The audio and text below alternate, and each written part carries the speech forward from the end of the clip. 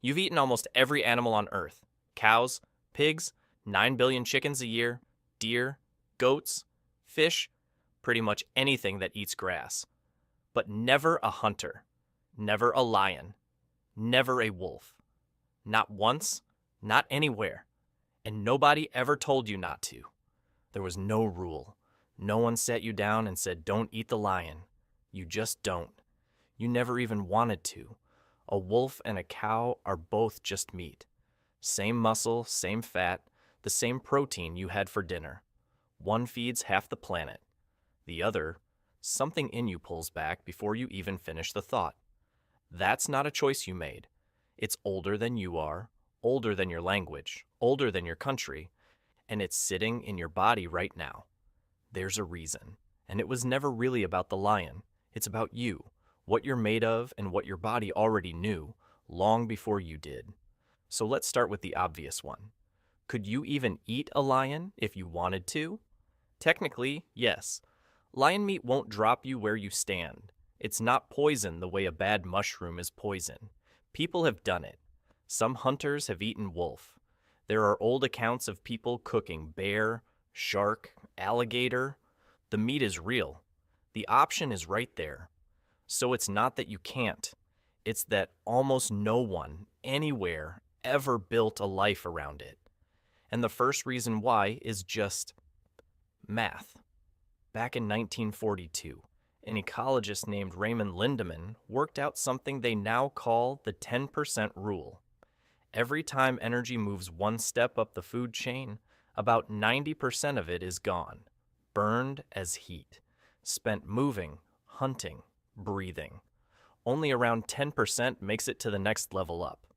The chain isn't really about animals. It's about energy and how little of it survives each step.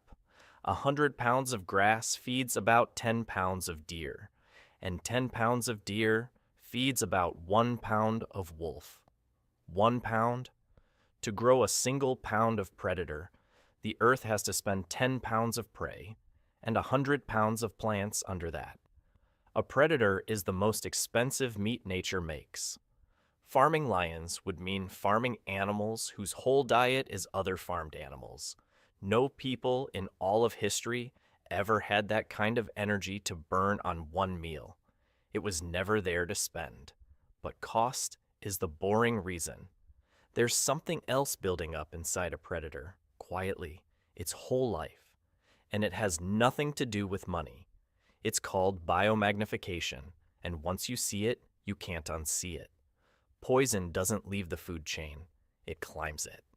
A little fish takes in a trace of mercury from the water, barely anything. A bigger fish eats 100 of those little fish, and takes in all their mercury at once. A shark eats 100 of those. By the time you reach the top, you're looking at an animal that has spent its whole life collecting everyone else's poison in its own body. This isn't a theory. It's why doctors tell pregnant women to stay off shark and swordfish.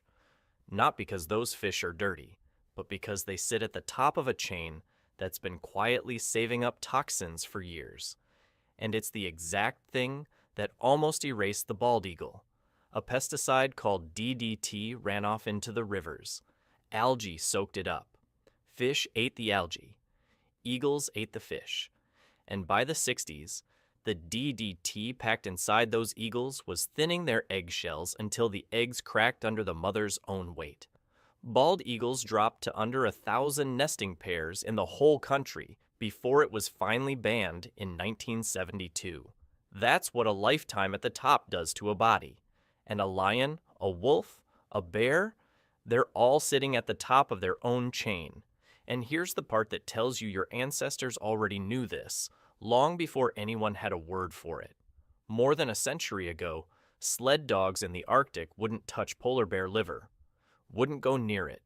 Pure instinct. The men didn't get the same warning. In 1911, on an expedition across the Antarctic, a group of explorers got desperate enough to eat their own sled dogs. They ate the liver, and within days, their heads were splitting, their skin was peeling off in sheets, and their bodies started shutting down. The cause turned out to be hypervitaminosis hepatitis A, vitamin A poisoning, so concentrated in a predator's liver that a single meal can kill a grown man. The people living in the Arctic had known to leave it alone for centuries. Science just took a while to catch up to what instinct already said. Then there's what's actually living inside the meat. Prey animals graze. They stand around eating grass all day. Predators tear into raw flesh over and over their whole lives. And the things that live in raw flesh live in them too. There's a parasite called trichinella that burrows into muscle. Eat an infected predator without cooking it through, and the larvae hatch inside you and crawl into your own muscle. Fever, swelling, real pain. For most of history, it killed people. Bear is the one big predator humans have actually eaten now and then. And bear is one of the most documented sources of that parasite in the world. Every culture that ate bear learned the same rule. Cook it until it's basically sterilized. Not for the taste, because the other option was brutal. And there's what all that hunting does to the meat itself before it ever hits a pan. A cow stands in a field all day, calm, fed, going nowhere. A predator earns every single meal, chasing, stalking, fighting, losing. That kind of stress never really switches off, and it soaks the muscle in adrenaline and cortisol. It burns right through the thing that keeps a calm animal's meat tender.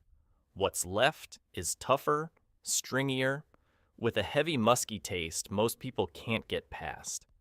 The few hunters who've actually eaten mountain lion or wolf tend to say the same thing. You could live on it if you had to. You'd never choose it. So that's what's stacked against it. Too expensive, too toxic, too rough to swallow, too full of things that want to get inside you. But none of that explains the flinch. That pullback you felt a minute ago when the idea of a wolf steak crossed your mind. You didn't run any of that math. You just didn't want it. And that's the part that's actually about you. A psychologist named Paul Rosen at the University of Pennsylvania spent years studying disgust, where it comes from, why we feel it, and he found that the aversion to eating meat eaters shows up early and shows up almost everywhere, in kids before anyone teaches it to them, in cultures that never spoke to each other. Now, I'll be straight with you, this next part is more educated guess than settled fact. But the explanation that fits best is an old one. Your ancestors who felt nothing about eating a predator sometimes ate the poison, the parasites, the whole toxic load, and died. The ones who felt something turn in their stomach at the idea, who just found it wrong without knowing why, those ones lived, and they had kids, and those kids had the same feeling. You're one of those kids, all of them, all the way down. That flinch isn't a preference, it's a message. It's every ancestor who survived, handing you the one instruction that kept them alive, in the only language evolution has. It made the idea feel wrong, and the rare times people broke the rule only make it clearer. Bear got eaten in the cold parts of the world, but in small amounts, cooked to death. Lion showed up in parts of Africa during real famine when there was genuinely nothing else left. In almost every case in the record, people turned to predator meat only after every safer, cheaper thing had already run out. That's not the rule breaking. That's the rule showing you how far a person has to fall before they'll cross it. Predator meat was always the last thing you'd eat, never the first. And then, somewhere along the line, we made the whole thing official. The dietary laws in Leviticus name it directly. No eagles, no vultures, no birds that hunt with claws. Islamic law draws the exact same line. Nothing that kills with fangs or talons. Separate peoples, separate continents, no contact between them, and they all landed on the same invisible border. Eat the grazer, leave the hunter alone. Because by then, the hunter wasn't food anymore. It was a symbol. The lion, the eagle, the wolf, the bear. They ended up on flags, on crowns, on temple walls, on the shields of kings. and you don't eat the animal you've turned into a god. It's hard to serve dinner out of something you kneel to. So the real answer was never one thing. It was the math, and the poison, and the parasites, and the old instinct, and the thousands of years we spent turning these animals into gods instead of meals. All of it stacked, all pointing the same way. But strip all of it back, and it comes down to something quieter. You never chose to leave the lion off your plate. That choice was made for you, generation after generation, by people whose names you'll never know, who paid for the answer with their lives so you'd be born already knowing it. You think you're the one deciding what's for dinner. You're not. Something much older is still doing it for you. It decided a very long time ago, and it's still deciding now. Every time you flinch at something and can't say why,